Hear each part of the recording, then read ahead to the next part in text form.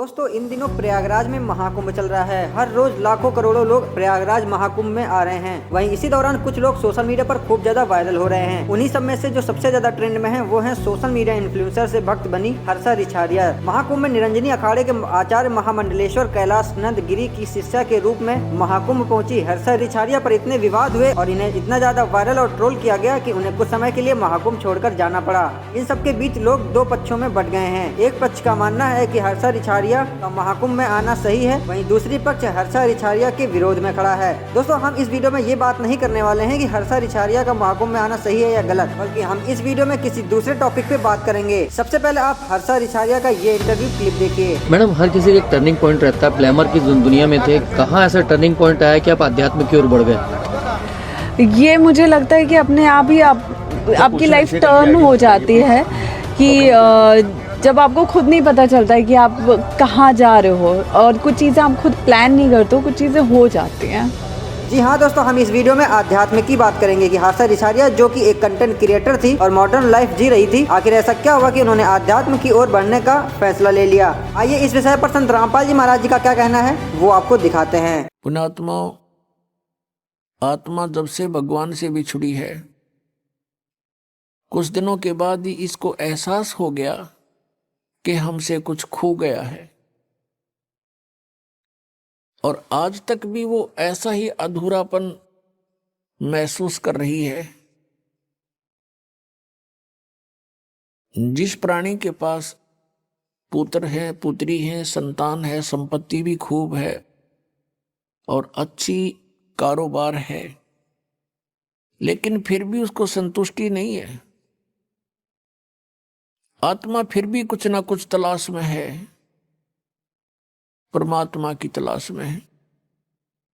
वो अलग बात है कि उसको तरीका कौन सा प्राप्त हुआ है, कौन से धर्म में वो जन्मा है, तो फिर भी वो उसकी खोज कर ही रही है। अब जैसे निर्धन तो खोज करता है, मान लीजिए परमात्मा की धनी होने के लिए, निसंतान ढूंढ रहा है भगवान को, न सोच लेंगे संतान के लिए। लेकिन जिसके पास सर्व संपन्नता है, संतान भी है, संपत्ति भी है, सर्व यहाँ का काल का सारा सुख है, पर फिर भी वो भगवान की तलाश में है, तो इसका मतलब ये सर्व जो कुछ भी हमें प्राप्त है, जिसको हम यहाँ चाह करते हैं, ये पर्याप्त नहीं है। इसके अतिरिक्त भी कोई कार्य है जो आवश्यक है। अब हमने उस आवश्यक कार्य को करना होगा। हम पहले अपना जो अनावश्यक कार्य है, केवल रोजगार के लिए, पेट के लिए, इसमें ज्यादा समय डिवोट कर रहे थे। अब हमने ये ज्ञान हो गया कि मनुष्य जीवन का मूल उद्देश्य परमात्मा प्राप्ति है, तो अब हम अत्यधिक समय अपने भगवान के पाने के लिए लगाएंगे। दोस्तों अब आपके मन में एक सवाल उठ रहा होगा कि आत्मा परमात्मा से कैसे बिछुड़ी। तो हम आपको बता दें कि संत रामपाल जी महाराज जी ने अपने सत्संग के सृष्टि रचना में बताया है कि हम सभी सतलोक के निवासी हैं, लेकिन इस काल के जाल में फंसकर हम सभी आत्माएं इस मृत्यु लोक में आ गए। अगर आप सृष्टि रचना को पूरी तरह से समझना चाहते हैं, संत रामपाल जी महाराज जी यूट्यूब चैनल पर जाकर सृष्टि रचना की वीडियो देखें, जिसका लिंक हमने डिस्क्रिप्शन बॉक्स में भी दे रखा है। और हर्षा रिछारिया जी ने जो आध्यात्म की ओर बढ़ने का फैसला लिया है, हम उसकी सराहना करते हैं। लेकिन आपको ये भी समझना होगा कि जो भी भक्ति साधना आप कर रहे हो वो शास्त्रानुकूल भी होना आवश्यक है, अन्यथा शास्त्र विरुद्ध की गई साधना से हमें कोई लाभ नहीं मिलने वाला। देखिए ये वीडियो। दर्शकों, संत रामपाल जी महाराज पूर्ण रूप से सनातनी संत हैं। संत रामपाल जी महाराज जो ज्ञान बताते हैं वो हिंदू धर्म के पवित्र सत ग्रंथों से ही बताते हैं।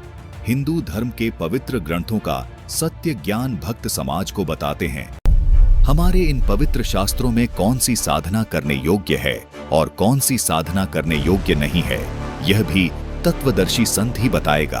क्योंकि अपने आध्यात्मिक मैनुअल गीता जी के अध्याय 16 के श्लोक 24 में लिखा है कि कर्तव्य अर्थात कौन सी साधना करनी चाहिए और अकर्तव्य अर्थात कौन सी साधना नहीं करनी चाहिए, इसके लिए शास्त्र ही प्रमाण है।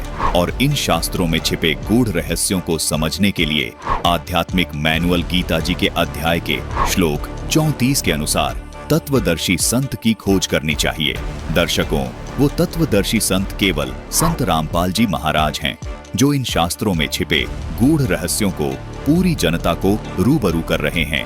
दोस्तों, हम सभी को तत्वदर्शी संत रामपाल जी महाराज जी के बताए ज्ञान को समझकर सत्शास्त्र अनुकूल भक्ति साधना करनी चाहिए। उसी से हम सभी का उद्धार होगा, अन्यथा शास्त्र विरुद्ध भक्ति करके अंत में निराशा ही हासिल होगा। तो आप सभी से निवेदन है कि आप भी संत रामपाल जी महाराज जी द्वारा बताई जा रही भक्ति मार्ग के बारे में अच्छे से रिसर्च करके सत्संग सुने और उनकी पुस्तकों को पढ़कर सही राह पर आ जाएं। धन्यवाद।